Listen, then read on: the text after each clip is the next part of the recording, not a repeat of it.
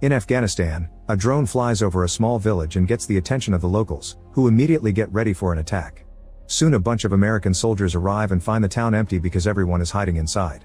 The team keeps moving, and when they find a suspicious man with a bomb, they immediately surround him, threatening to shoot him if he doesn't drop his weapon.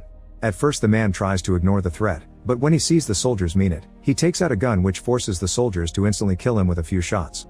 Then Jake informs Colonel Mason about the dead man and the bomb, asking for permission to disarm it. Mason refuses, but Jake ignores him and works on it anyway, successfully disarming it. At that moment, a secret second bomb goes off and kills most of the soldiers. Soon the men come out of the buildings and surround the Americans as they open fire and a vicious gunfight begins. American soldiers are falling everywhere and only Jake and Mason are left alive. Jake runs to join his colonel and is almost shot by the enemy, but Mason saves his life right before a helicopter shows up. 5 years later, Jake is trying his best to deal with a new life as a civilian while taking medicine for his PTSD. His new job is at an auto shop owned by Earl, where he has to work extra hard to deal with some entitled clients. After work, Jake goes home to spend his time with his family. He always makes sure to keep a happy mood for his son, but in private, things get tense when his wife points out they have lots of unpaid bills. However, Jake promises to take care of it like he always does. When Jake puts his son to bed, he shares a picture and a story about his old squad and the fact Mason was at the hospital when the baby was born. Jake laments not having spoken to Mason in a while, and when the kid asks if he ever killed anybody, Jake dodges the question. The next day, Jake goes to work and finds a group of gangsters claiming that Earl owes them money. When Jake tries to kick them out, the leader Fresh sends his men to beat him up, but Jake easily defeats them all with a wrench. Fresh makes him stop by showing him his gun, then he leaves with his gang after promising a round 2 in the future. Afterward, Jake confronts Earl, who confesses he used to be part of a gang too but was fortunate enough to leave that life and build something he could call a home. Earl promises he'll always protect his block, so Jake doesn't need to worry about his family. Jake feels like he's still at war and calls his family to check on them, hearing his wife say he should have called the cops instead of getting involved. Later in the evening, Jake goes home and sees Fresh in his car mentioning payback before driving away. A panicking Jake rushes inside the house and is devastated to discover his family is dead, so he screams and cries as he has a total breakdown. Moments later, the police arrive and try to ask him some questions, but Jake snaps and goes away in his truck. He drives through the city looking for Fresh's car while his mind keeps going through his happiest family memories. Eventually he finds the car outside a naughty club, so Jake rushes inside with a gun in hand and begins shooting every single gang member without hesitation. When he is about to kill Fresh, the man explains that he hadn't meant to kill Jake's family but he was given no choice. This doesn't change Jake's mind and Fresh gets shot too. 5 months later, Jake is serving time in prison for his crime and his PTSD gets worse as he spends most of his day picturing Fresh killing his family. One day, Jake is surprised to get a visit from Mason, who offers his help to reopen the case. However, Jake refuses because he thinks he belongs there and repeats what he told the judge. He got his revenge and now has zero remorse, he'd even do it again. Then Jake asks Mason to never come back and tells the guard to take him back to his cell. That night, Jake keeps remembering his days with the army and how Mason had retired after saving his life. Sometime later, Jake is visited by a stranger named Ramsey, who mentions he runs a private task force. However, Jake doesn't let him say more and once again asks the guard to take him back. Later in the evening, Jake is dreaming about his family when suddenly, a bunch of masked men break into his cell and sedate him before kidnapping him. When Jake wakes up later, he finds himself out of prison and discovers his kidnapper is Ramsey, who confesses he's been watching Jake for a long time and is impressed by his record. Ramsey's organization, called Section 8, doesn't play by the rules, and Ramsey thinks they can give Jake back his purpose. As a final touch, Ramsey says Jake's son would like to see him as a hero, not a convict, so Jake finally accepts to join. Later in Washington, D.C., Ramsey introduces Jake to the rest of the team, Elias, Ajax, Brunner, and Mueller. Then he gives him a tour of what he calls the Batcave while explaining that they have 8 operatives in Washington and 8 elsewhere in the world.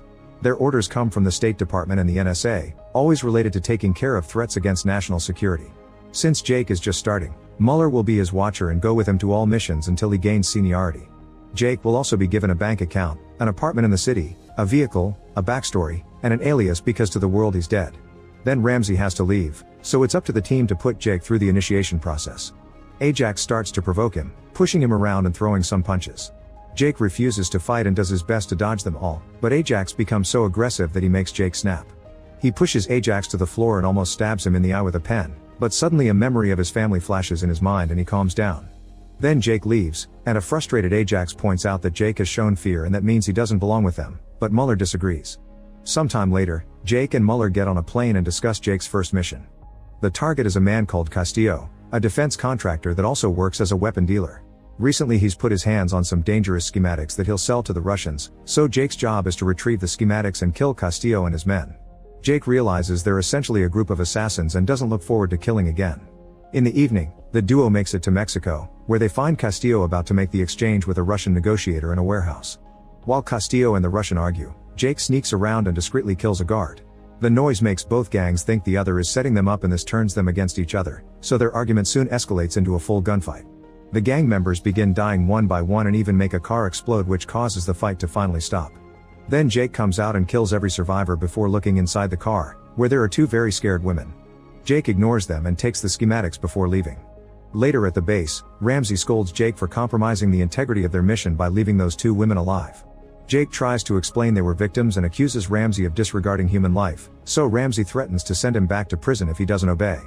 Then Jake is dismissed, and Mueller tells Ramsey that Jake did good, but Ramsey is still hesitant, so Ajax cuts in and implies that Ramsey made a mistake.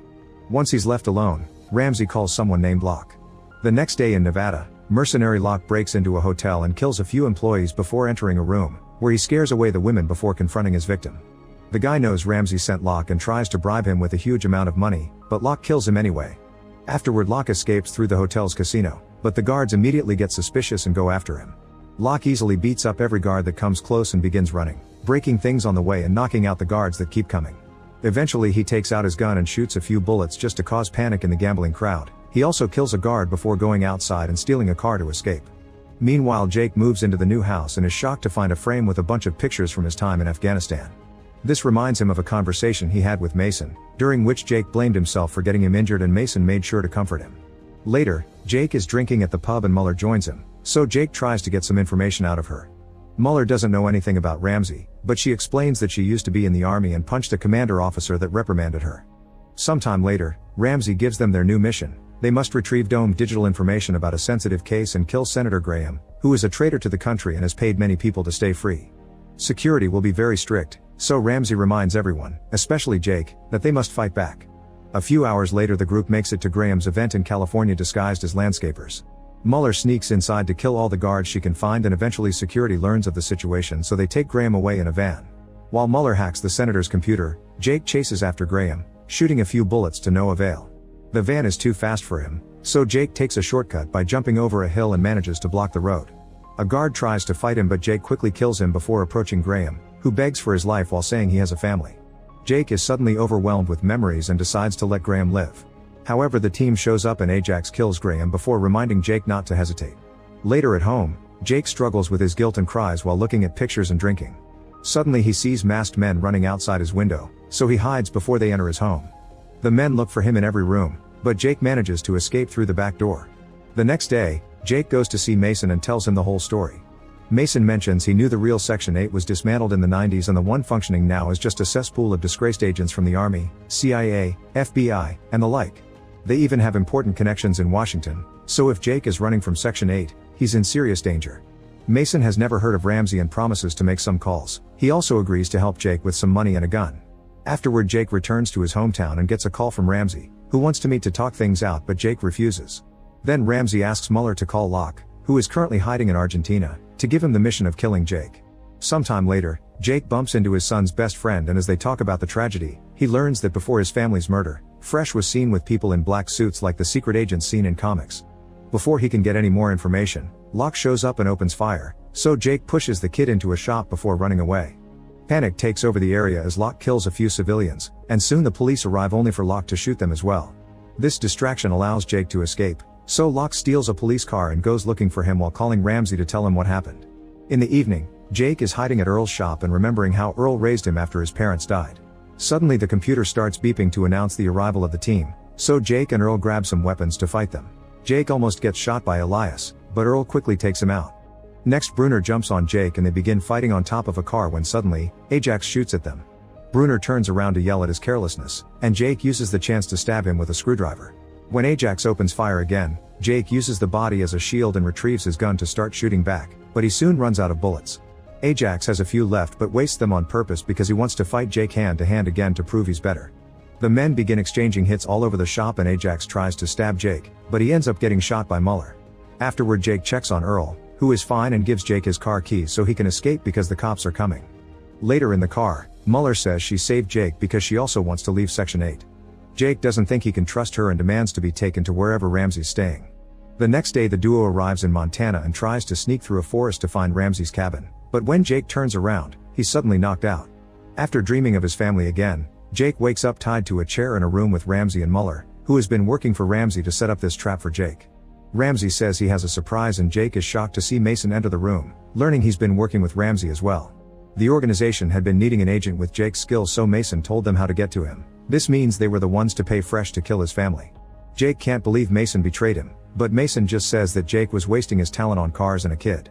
Afterward the group leaves Jake alone and Mason pays Ramsey and Mueller the money they agreed on. Ramsey says they should kill Jake because he's a liability and Mason agrees, but he looks inside. While Mueller counts the money, Mason goes to see Jake and frees him before confessing the truth. He had been hired to take down Section 8 from the inside, and now he wants Jake to help him finish the job.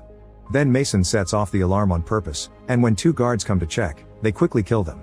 More men keep coming and the duo shoots them all as they make there to find Ramsey. Another gunfight begins as bullets destroy their surroundings, and when Ramsey sees them, he hides with Mueller and offers Jake the money from Mason. Jake refuses with a shot, so next Ramsey tries to convince Jake that this is all Mason's fault, but Jake doesn't believe him.